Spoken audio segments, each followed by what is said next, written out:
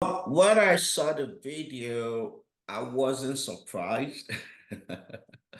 Because when you suffer a major documented and diagnosed concussion, it increases your risk of suffering subsequent concussions. Okay, because there's brain damage.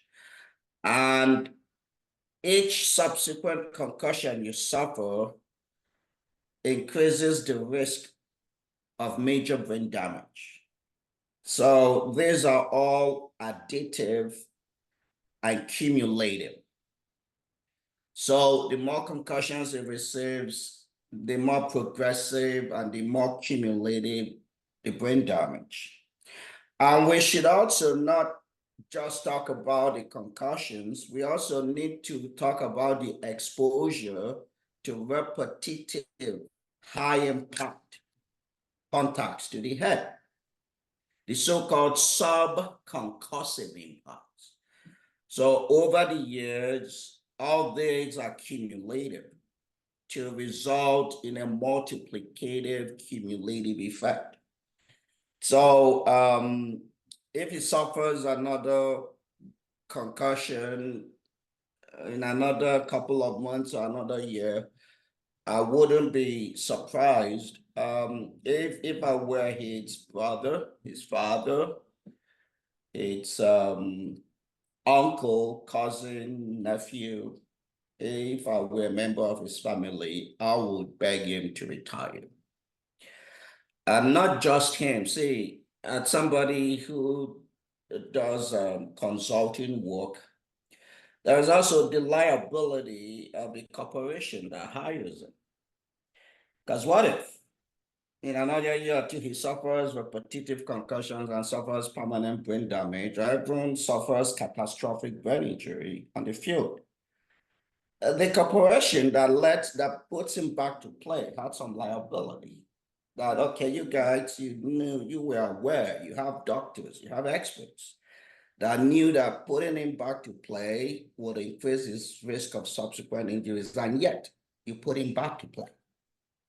And so it's not just for the player and his families, it's also for the corporation, the Dolphins, and the NFL.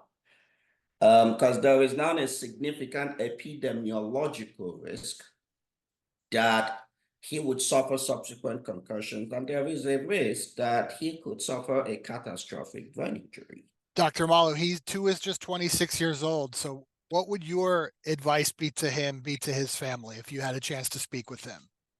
You know, my advice 2 years ago, which is ironic, hasn't changed. The science hasn't changed. My strong advice again, and I empathize with him. It's disappointed at such a young age with such a promising future. But that is what life is all about. What makes you successful in life is your ability to manage your failures and turn your failures around and equitize your failures, turn them into value. I've just finished reading Maria Carrier's memoir. That is what success is all about. Failures are gonna come. You're gonna fail.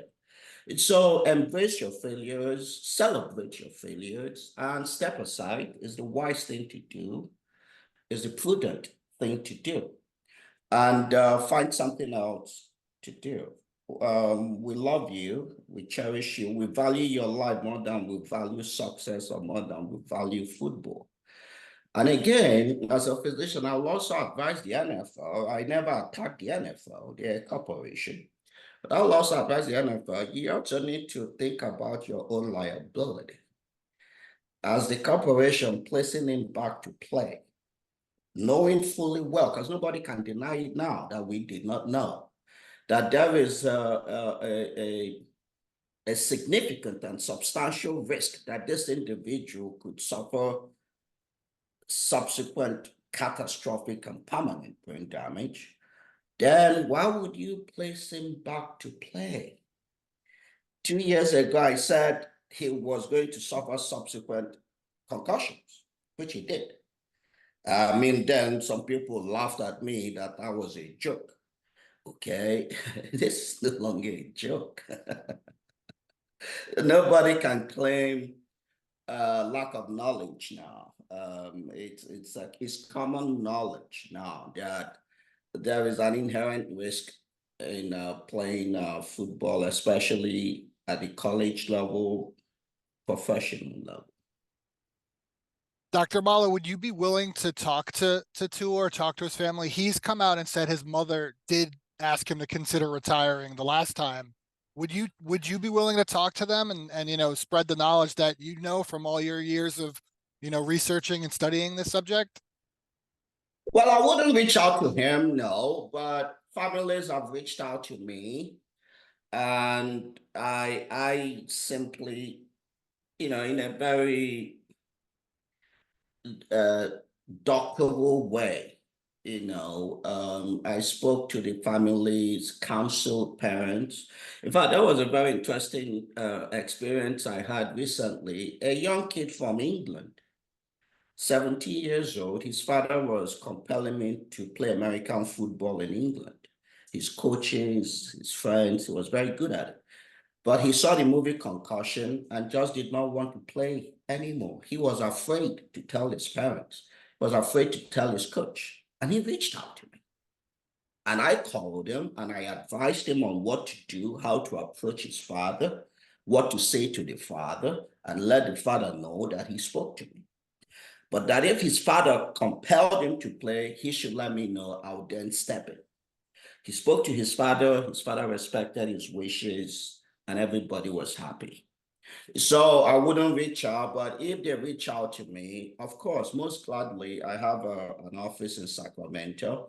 I'll invite them to my office. I could spend the day with them and appeal to his humanity. And sincerely have a heart-to-heart talk to him, because we all are members of one another. We may think we are different. What we share in common is, in my opinion, 99% of who we are, we share in common. Our differences may be less than 1% of who we are. So yes, if they reach out to me, why not? I will talk to him like I would talk to my son, my brother, my cousin. So yes, why not? But I wouldn't reach out because I'm not his physician. We've seen 3 diagnosed concussions. What potentially could a 4th lead to? Well, I must warn that he may not have suffered only 3 concussions. These are 3 recognized and diagnosed, clinically diagnosed concussions. Just like Mike Webster was told he had only 3 concussions in his 17 years of play. That is not true. So I think he suffered many more concussions that were not recognized, that went undiagnosed. And I strongly believe he's been exposed to thousands of subconcussive impacts. So we cannot really predict 100% of what the outcome may be, but based on epidemiological facts, there is a significant and substantial risk that he will suffer subsequent concussions. And each and every concussion he suffers increases the risk of catastrophic brain injury or brain damage. These are the epidemiological facts. Can I quantitate the risk? No. Science, medicine is not an absolute science. We cannot quantitate, like give you a number.